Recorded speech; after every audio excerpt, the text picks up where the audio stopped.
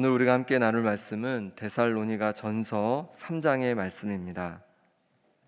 데살로니가에서 새 안식일 동안 복음을 전한 바울은 그곳에서 놀라운 열매들을 보게 됩니다. 경건한 헬라인의 많은 무리와 또 적지 않은 그 귀부인들이 복음을 받아들이고 예수님을 따르는 놀라운 그런 복음의 역사를 경험하게 되었습니다. 너무 감사한 일인데 유대인들이 그만 그 모습을 보면서 시기하게 되고 심지어 불량배들까지 동원하여서 소동을 일으키면서 믿는 자들을 위협했습니다. 바울과 또 그 무리들을 위협했습니다. 결국 어쩔 수 없이 그곳을 떠나오게 되었습니다. 어쩔 수 없이 떠나오게 되었지만 그곳에 남겨진 데살로니가 그 교인들이 너무 염려되었습니다. 이제 막 신앙을 갖게 된, 복음을 받아들인, 영적으로 보면 영적인 어린아이와 같은 그들을 그대로 남겨두고 왔다는 것이 너무 마음이 쓰였습니다. 그들이 여러 환난 중에도 흔들리지 않고 믿음을 계속 지키고 있는지, 또 그들을 시험하는 자가 나타나서 그들을 미혹하고 있지는 않은지 바울은 너무 염려되었고, 그래서 자신의 제자 디모데를 그곳에 보내게 되었습니다. 디모데를 통해서 그들을 굳건하게 하고 그들이 가진 믿음에 대해서 위로하고 환난 중에도 흔들리지 않도록 그들을 격려하기 위함이었습니다. 디모데가 이제 데살로니가를 다녀왔는데 다녀온 후에 어떤 얘기를 해주냐면 그들이 데살로니가 교인들이 믿음과 사랑을 여전히 잘 지키고 있다는 기쁜 소식이었습니다. 3주밖에 복음을 전하지 않은 곳에 세워진 교회가 아주 든든히 세워지고 있다는 거예요. 또한 바울 일행을 간절히 보고 싶어 한다는 이야기까지도 듣게 되었습니다. 바울은 이야기를 듣고 크게 위로를 받았습니다. 여전히 바울과 바울 일행은 궁핍과 환난 가운데 있었지만 자신들의 이런 수고가 헛되지 않음을 알게 된 것이죠.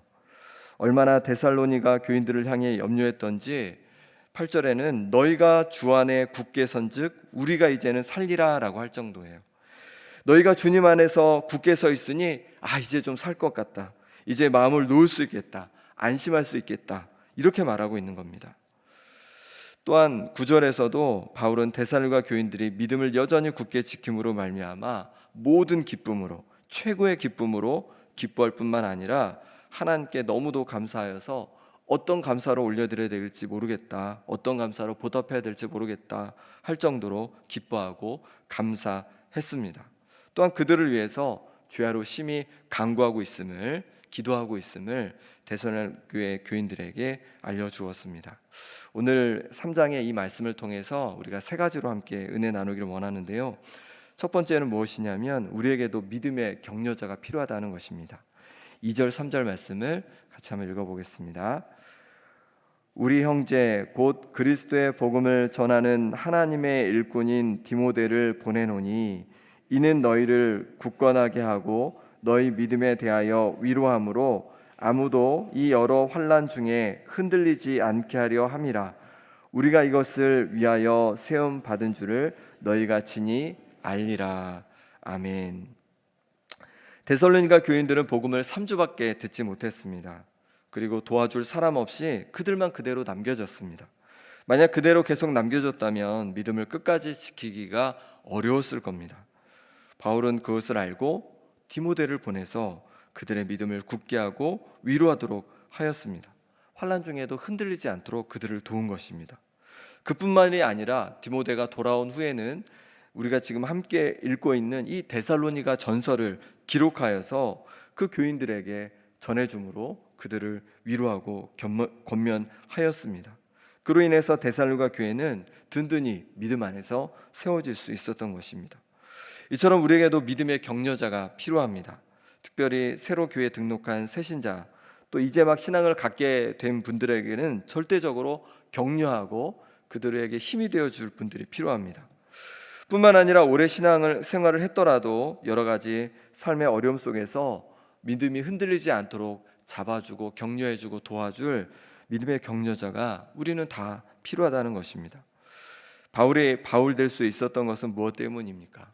지금의 터키 땅에 복음을 전하고 터키 땅을 넘어서 유럽의 마게도냐, 그리고 그리스, 그리고 더 나아가 로마까지 복음을 전할 수 있었던 것은 무엇 때문입니까? 바로 바울에게도 이런 격려자가 있었기 때문입니다. 바울이 처음 다메섹 도상에서 예수님을 만나고 예루살렘에 왔을 때 예루살렘 형제들은 바울 만나기를 꺼려했습니다. 왜냐하면 얼마 전까지만 해도 자기의 형제들, 같은 성도들을 핍박하여서 옥에 가두기도 하고 잡아가기도 했던 사람이 바로 바울입니다. 그러니 예루살렘 교회가 바울을 받아들이는 건 쉽지 않았습니다.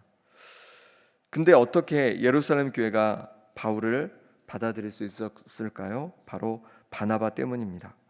바나바가 데리고 사도들에게 가서 그가 길에서 어떻게 주를 보았는지와 주께서 그에게 말씀하신 일과 다메섹에서 그가 어떻게 예수의 이름으로 담대히 말하였는지를 전하니라 라고 사도행전 9장 17절에 말씀합니다. 바나바가 바울을 격려하고 사도들에게 연결해 주면서 그러면서 결국 바울은 예루살렘 교회에 소속이 되게 되었고 그곳에서 담대히 복음을 전하는 복음의 일꾼으로 성장해 갈 수 있었습니다. 그리고 더 위대한 사도로 점점점 성장해 가게 되었습니다. 중간에 낙심되는 일도 있었습니다. 바울이 예루살렘에서 복음을 전하다 보니까 이제 유대인들이 다시 이 바울을 시기해서 바울을 심지어 죽이고자까지 하였습니다. 결국 예루살렘 형제들은 바울의 고향인 다소로 보내게 됩니다. 다소에서 머물면서 어떻게 보면 마음껏 복음도 전하지 못하고 그곳에 그렇게 있는 상황 속에서 다시금 누가 바울을 사역의 위치로 초대하냐면 바로 바나바입니다. 바나바가 안디옥 교회를 섬기는 상황 가운데 다시 바울을 찾아가게 되고 바울에게 같이 동역하자고 격려하고 위로하게 됩니다. 그래서 결국 바나바 바울은 안디옥에서 함께 복음 사역을 감당하고 말씀 사역을 감당하고 말씀의 부흥이 일어나게 되어서 결국 비로소 이 안디옥 교회 성도들은 그리스도인이라는 그런 호칭도 그 일반 이방인들에게 또 예수를 믿지 않는 사람들에게 듣게 될 정도였습니다. 그리고 그곳에서 바나바와 바울은 또한 함께 선교 사역자로 파송을 받게 되죠. 바나바의 뜻은 위로의 아들이라는 뜻입니다. 바나바는 사람들을 위로하고 격려하기를 잘하였습니다. 이런 바나바가 없었다면 결코 바울이 있기 어려웠을 겁니다. 우리에게도 좋은 믿음의 격려자가 필요합니다. 배우자가 그런 격려자가 될 수 있습니다. 또 구역이 그런 서로에게 격려자가 될 수 있습니다. 남녀 선교회가 그런 격려자가 될 수 있습니다. 그럴 때 우리는 더욱 믿음으로 굳건히 서가게 될 줄 믿습니다. 좋은 격려자가 되어서 사람들을 성도들을 믿음으로 세워가는 우리 성도님들 되시길 바랍니다. 그럼 어떻게 배우자를 형제 자매를 또 성도들을 격려할까요? 어떤 방법으로 격려할 수 있을까요? 바울은 다양한 방법으로 데살로니가 교인들을 격려한 것을 우리는 보게 되었습니다. 우선 데살로니가 전서라는 이 편지를 써서 격려했습니다. 우리도 손편지를 쓰면 좋겠지만 그런 정말 힘이 될 것 같아요. 그러지 않아도 문자나 카톡으로 또 다양한 전화로 그렇게 또 성도들을 위로할 수 있습니다. 바울은 또한 디모데를 직접 보내서 격려했습니다. 격려가 필요한 성도들을 우리가 방문하여서 만남으로 격려할 수 있습니다. 코로나로 만남이 쉽지 않지만 방역 지침을 잘 지켜가면서 만나고 지혜롭게 만나고 격려한다면 큰 힘이 될 것입니다. 무엇보다 바울은 기도로 격려하여서 힘이 되어 주었는데요. 10절 말씀을 한번 보겠습니다. 10절입니다. 주야로 심히 간구함은 너희 얼굴을 보고 너희 믿음이 부족한 것을 보충하게 하려 함이라. 아멘. 주야로 심히 간구하였다 이렇게 말씀하고 있습니다. 바울은 디모데를 보내기도 하고 또 데살로니가 전서라는 편지를 보내기도 할 뿐만 아니라 이 데살로니가 성도들을 위해서 기도함으로 그들을 격려하고 그들에게 힘이 되어 주었습니다. 우리도 이렇게 서로를 격려하면 좋겠습니다. 서로에게 말로 격려해 주고 또 서로를 향해서 또 기도해 주면서 격려해 줄 때 우리가 믿음 안에서 든든히 세워져 갈 수 있는 그런 은혜가 있을 줄 믿습니다.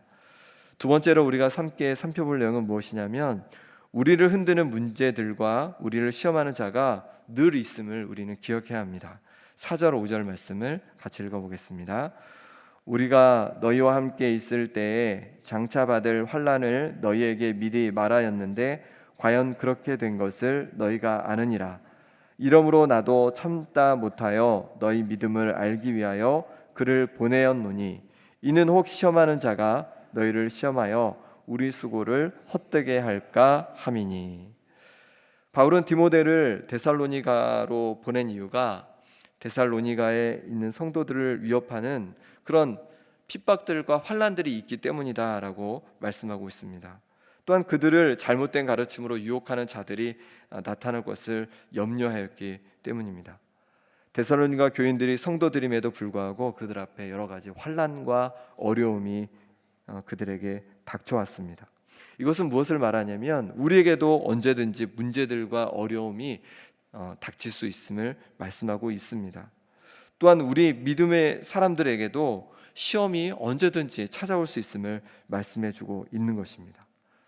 그러게 우리는 기도해야 합니다. 우리에게 다가온 문제 앞에서도 흔들리지 않고 굳센 믿음을 가지고 이겨갈 수 있도록 기도해야 합니다. 시험에 들지 않도록 기도해야 합니다. 그래서 예수님도 주기도문에 우리에게 이렇게 가르치십니다. 우리를 시험에 들게 하지 마옵시고 다만 악에서 구하옵소서. 이렇게 기도하라고 하시는 거예요. 먼저 내 자신이 시험에 들지 않도록 문제 앞에서도 굳건히 믿음을 지켜갈 수 있도록 기도할 수 있기를 바랍니다. 내 가운데 어떤 문제가 있더라도 내 상황이, 내 가정이, 또 내 자녀에 대한 문제들, 또 관계에 대한 문제들, 이런 문제들이 있을 때 그 문제와 시험 앞에서 쓰러지는 것이 아니라 여전히 굳세게 믿음을 지켜갈 수 있도록 내 자신을 위해서 기도해야 합니다. 뿐만 아니라 함께 지체되고 몸된 교회의 우리 성도들 시험에 들지 않도록 어려움 속에서도 굳건히 믿음을 지켜가도록 우리는 기도해 주시기 바랍니다. 무엇보다도 우리 주님께서 우리를 위해서 기도하고 계시다고 말씀하십니다. 하나님 보좌 우편에서 우리를 위해서 우리 주님께서 늘 기도하고 계심을 잊지 마시고 여러 시험과 어려움 속에서도 믿음을 잘 지켜가는 우리 성도님들 되시기 바랍니다. 마지막 세 번째로 주님은 우리의 헌신을 잊지 않으시는 분이라는 것입니다. 바울은 데살로니가 교인들에게 3주 동안의 마음을 다해 복음을 전했습니다. 그리고 그곳을 떠나야 했습니다. 바울은 자신과 동행자들이 이렇게 위협을 무릅쓰고 수고하여 전한 복음이 헛것이 되지 않을까 노심초사했습니다. 데살로니가 교인들이 믿음에서 떠나지는 않을지 여러 환난 속에서 좌절하지 않을지 염려했습니다. 하지만 하나님께서는 그들의 수고와 헌신을 잊지 않으셨습니다. 그 수고의 열매를 맛보게 해주셨습니다. 우리 7절에서 9절 말씀을 같이 한번 보겠습니다. 이러므로 형제들아 우리가 모든 궁핍과 환난 가운데서 너희 믿음으로 말미암아 너희에게 위로를 받았노라. 그러므로 너희가 주 안에 굳게 선즉 우리가 이제는 살리라. 우리가 우리 하나님 앞에서 너희로 말미암아 모든 기쁨으로 기뻐하니 너희를 위하여 능히 어떠한 감사로 하나님께 보답할까.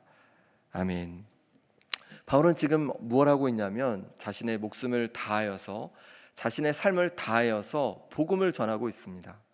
그런데 이렇게 하나님을 위해서 또 많은 사람을 위해서 복음을 전하는데 환난 속에서도 궁핍함 속에서도 복음을 전하는데 만약에 그 복음의 열매가 없다면 정말 낙심될 겁니다. 그런데 감사하게도 데살로니가 교회 성도들이 그렇게 믿음을 굳게 세워가며 하나님을 잘 섬겨가는 모습을 보면서 바울은 큰 위로를 받게 된 것입니다. 그래서 너희가 주 안에서 굳게 선즉 이제 살리라. 이제 살 것 같다라고 얘기를 하고 모든 기쁨으로 기뻐한다 이렇게 얘기합니다. 정말 큰 기쁨으로 정말 무엇 하나 부러울 것 없이 너무 마음이 기쁘다. 너무 감사하다. 이렇게 말하고 있는 것입니다. 바울이 복음을 위한 그 수고가 헛된 줄 알았지만 결코 헛되지 않았습니다. 3주밖에 복음을 전하지 않았지만 하나님은 그곳에서도 놀라운 열매를 맺게 주신 것입니다. 그렇습니다. 우리가 하나님을 위한 헌신 하나도 땅에 떨어지는 것이 없는 줄 믿습니다. 내가 작은 것이든 큰 것이든 하나님을 위해서 내가 헌신해 갈 때 하나님은 그것을 기억하시고 그것에 대한 열매를 꼭 맺게 해주시는 분인 줄 믿습니다. 여러분 어떤 것들을 가지고 하나님 앞에 헌신하고 섬기고 있습니까? 그 자리에서 때로 어려움이 있더라도 힘듦이 있더라도 낙심하지 마시기 바랍니다. 우리가 끝까지 믿음을 지키고 우리의 사명을 다할 때 하나님께서 놀라운 열매들을 거두게 하실 줄 믿습니다. 이 시간 우리 함께 기도하겠습니다. 기도하실 때 내가 격려자가 되게 하여 주옵소서. 내 가정에서 또 교회에서 일터에서 하나님 내가 격려자가 되게 하여 주옵소서. 그래서 나를 통하여서 많은 사람들이 힘을 얻고 다시 하나님께 나아가며 믿음을 굳게 세우는 역사가 일어나게 해주시라고 기도하겠습니다. 또한 어떤 어려움 속에서도 낙심하지 않고 주님 바라보면서 가정에서 일터에서 교회에서 맡겨주신 나의 사명을 끝까지 감당할 수 있도록 주님 힘을 더하여 주옵소서, 능력을 더하여 주옵소서, 성령으로 충만케 하여 주시옵소서. 이 시간 우리 함께 기도하겠습니다. 하나님 아버지, 이 시간에 주님 앞에 나왔습니다. 하나님, 우리가 격려자가 되어지기를 원합니다. 가정에서, 교회에서, 일터에서 하나님 아버지, 그냥 낙심하고 쓰러져 있는 자가 아니라 격려하는 자가 되어지길 원합니다. 그래서 나를 통하여서, 우리를 통하여서 사람들이 살아나고 회복되어지길 원합니다. 가정에서 그런 일이 일어나길 원합니다. 교회에서 그런 일이 일어나길 원합니다. 내 일터에서 그런 일이 일어나기를 원합니다. 하나님 아버지, 붙잡아 주셔서 바나바와 같은 격려자로 사람들을 살리고 회복하는 역사에 하나님 우리를 사용하여 주시옵소서. 하나님 아버지, 가정에서 또 일터에서 교회에서 우리의 사명 온전히 감당할 수 있기를 원합니다. 때로 여러 어려움들이 있고 힘듦이 있지만 그 어려움 때문에, 힘듦 때문에 낙심하고 시험 들지 않게 도와주시고 주님 바라보면서 꿋꿋이 내 마음 다하여서 우리에게 맡겨진 사명을, 나에게 맡겨진 사명을 감당할 수 있게 하여 주옵소서. 그런 말미암아서 아버지 하나님께서 그 가운데 열매 맺게 하시고 그 가운데 응답하시는 놀라운 은혜들을 경험하고 열매를 맛보며 살아가는 우리 인생 될 수 있도록 하나님 붙잡아 주옵소서. 하나님께서 도와주시길 원합니다. 붙잡아 주옵소서. 하나님 아버지,